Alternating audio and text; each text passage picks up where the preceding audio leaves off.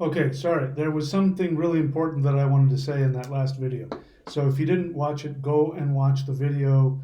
Astral travel, lucid dreaming, which one is better for spiritual powers? What I wanted to say, which I didn't, was first off, I'm not trying to downplay either one of these, astral travel or spiritual or lucid dreaming. I'm not trying to play favorites. I'm not trying to downplay either of them. But here's what's most important. People who astral travel and or lucid dream and or do shamanic travels, if you're doing it for entertainment or for escape, this is the dead end. That's a dead end.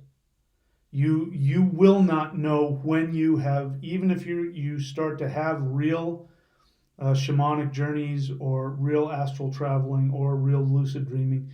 If you're doing it for entertainment purposes only or to escape, like a drug, you will not know when you go beyond this border into your own unconscious narcissism. You won't know when it happens. Um, and so that's why it's important to do it for the right reasons. What are the right reasons? The right reasons are when you're called to do it. Listen, and there's a thin line between insanity and shamanic awareness.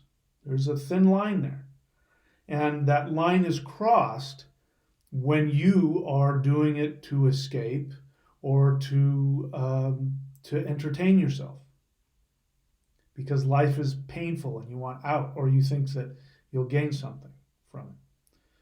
When you're called to be a shaman, which includes astral travel and lucid dreaming and shamanic traveling, shamanic journey, when you are called to that, it won't be something that you choose to do. It'll be something that will come upon you. And if this is the case, it means you have been touched. Remember, like in English, say that boy's touched. That boy's touched in the head.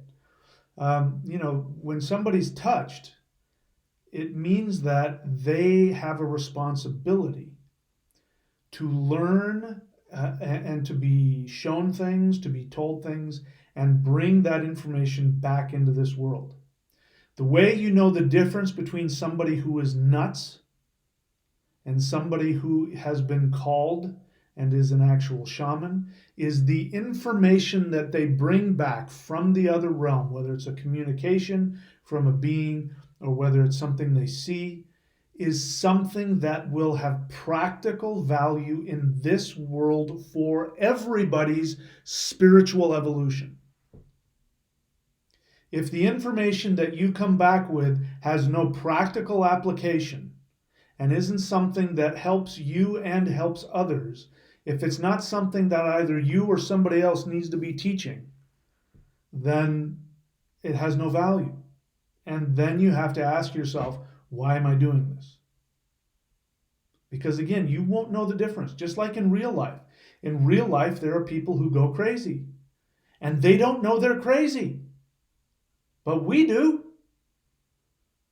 Same thing will happen on that realm. You will end up in some Looney Tune land that has no practical value, and you won't know the difference.